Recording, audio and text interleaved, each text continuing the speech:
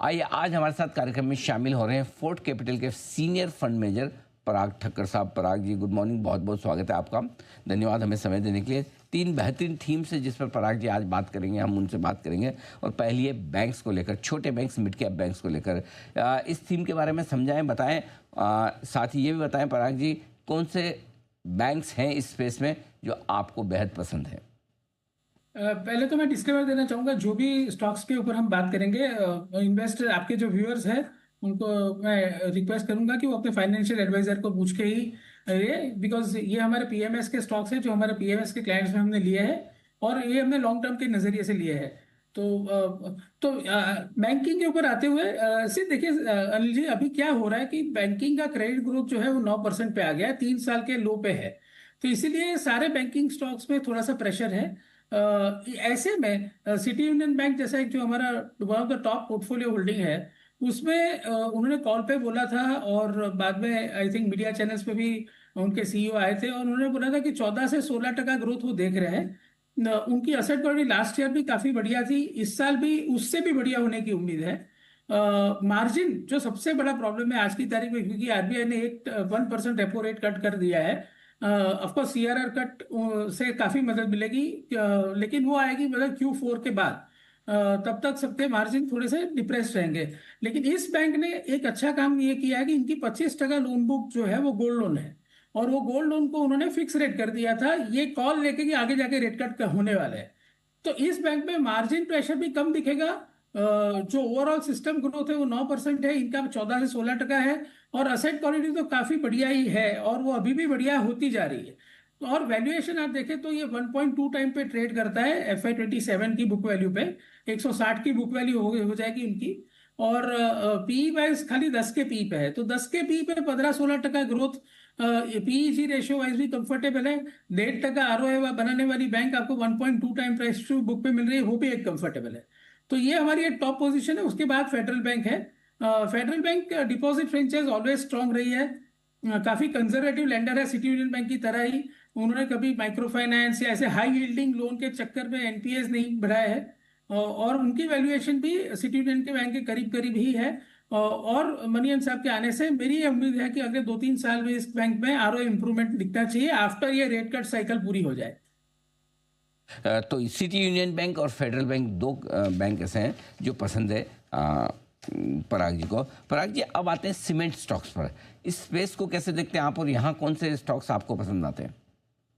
Cement में मेरा काफी पॉजिटिव व्यू रहा है दिसंबर महीने के बाद। दिसंबर महीने में cement prices were in India were 10 year low. तो जब कोई कॉमोडिटी में ऐसा प्राइस आ जाता है कि जब सब लॉस करने लगते हैं या कि सबके आरओई जो है वो 10% के नीचे चले जाते हैं, तो डेफिनेटली वहां से हर इंडस्ट्री कोशिश करती है कि प्रॉफिट बढ़ाए और वो सिलसिला अभी भी जारी है। In fact early onset of monsoon के बावजूद सीमेंट कंपनियों ने प्राइसेस काफी नहीं गिराया है, जो हमेशा होता था पहले। तो इस बार ये साफ जाहिर है, अल्ट्राटेक ने भी उनके कॉल पे ये बोला था कि हमको इंडिया सीमेंट की प्रॉफिटेबिलिटी को अल्ट्राटेक के लेवल पे लेके आना है।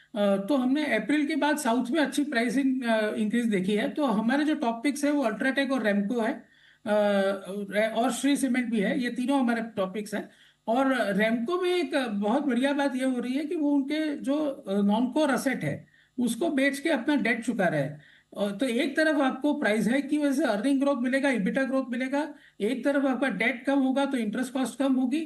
और एडजेसेंट उन्होंने उनके यहाँ अगर लेटेस्ट इन्वेस्टर प्रेजेंटेशन आप देखिए, वो एक कंस्ट्रक्शन केमिकल बिजनेस भी उन्होंने शुरू कर दिया है।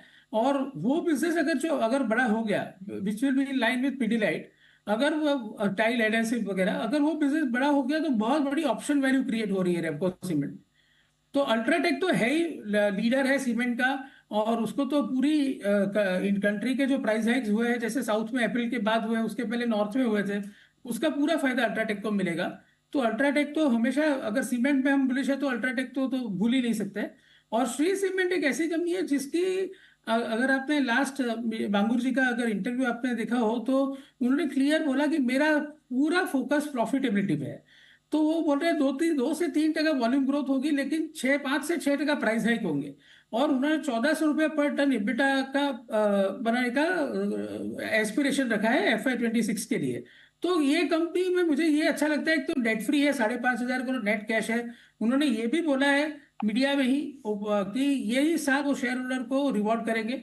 और 5% कैश फ्लो इन पे मिल रही है कंपनी। और एक्सपेंशन प्लान भी काफी मजबूत है, और वो भी इंटरनल एक्रूवल्स के थ्रू है। तो मेरे हिसाब से ये तीनों स्टॉक्स लंबे अवधि के लिए पोर्टफोलियो में होने चाहिए। को सीमेंट, श्री सीमेंट, अल्ट्राटेक ये पसंद है इस वक्त पराग जी को। पराग जी, एनआरबी बेयरिंग ये एक और आपकी रिसर्च लिस्ट में है स्टॉक, इसके बारे में बताएं सर। हमारे लिस्ट में काफी ऑटो कंपोनेंट कंपनीज है, और ये कंपनी स्मॉल कैप है। तो मैं आपके इन्वेस्टर्स को ये बता देना चाहूंगा कि इसमें अगर आपका लंबी अवधि के लिए कुछ इन्वेस्टमेंट है तो ही इसमें करना चाहिए। ये कंपनी की खासियत ये है कि ये बहुत ही ये शेफलर और एसकेएफ के साथ कॉम्पीट कर दिए। इनके मार्जिन और शेफलर और एसकेएफ के मार्जिन सेम है। ये कंपनी में फायर हुई थी मई 23 को, 23 में। तो उसके बाद उनको अपनी प्रोडक्शन को स्ट्रीमलाइन करने में जनवरी 2025 तक हो गया। तो मार्च क्वार्टर बहुत अच्छा आया था, 15% रेवेन्यू ग्रोथ, 30% EBITDA ग्रोथ आया था। और अभी आगे जाके और ये कंपनी की एक खासियत है कि ये ग्लोबली मेरिट और यूएसए, दाना कॉरपोरेशन, ये सबको, और इंडिया में HMSI, hero, Bajaj, TVS, Maruti, Mahindra, आप जो बोलो वो सबको ये नीडल रोलर बेरिंग देती है। इसकी वैल्यूएशन जो है वो मुझे काफी इंटरेस्टिंग लगती है कि 17 पी पे है ऑन FY26 अर्निंग। जबकि उसके जो कॉम्पिटिटर है एसकेएफ, शेफलर, उनके सबके पी 30-32 से ज्यादा है ऑन FY26। और वो भी मैं एनआरबी का पी कंजर्वेटिवली बोल रहा हूँ, जबकि एसकेएफ और शेफलर जो है वो मेरे ख्याल से 35 से भी ज्यादा टाइम पे चल रहे हैं। तो basically half of the P पे मिल रहा है कंपनी, बिकॉज लास्ट 2 साल इसके खराब गए थे। लेकिन मार्च क्वार्टर से जो मोमेंटम इन्होंने पकड़ा है वो मेरे ख्याल से इसलिए ये कंपनी एक टर्न अराउंड स्टॉक है। कंपनी ने काफी अच्छे काम किए हैं, जैसे थाने में लैंड बेच के उन्होंने डेट घटा दिया। प्रमोटर ने अभी अभी अपना प्लेज छुड़ाया है। तो और सालों से जानी पहचानी कंपनी है। और सारी ऑटो कंपनीज में आप कहीं पे भी बात कर लो, ये company is one of the main supplier. In fact मैंने जैसे बोला, मेरिट और यूएसए को 100% यही कंपनी सप्लाई करती है। तो टेक्निकल कैपेबिलिटी का कोई इसमें क्वेश्चन है नहीं। और पी मल्टीपल वाइज अपने कॉम्पिटिटर से काफी, पीयर से काफी काफी सस्ते में मिल रहा है।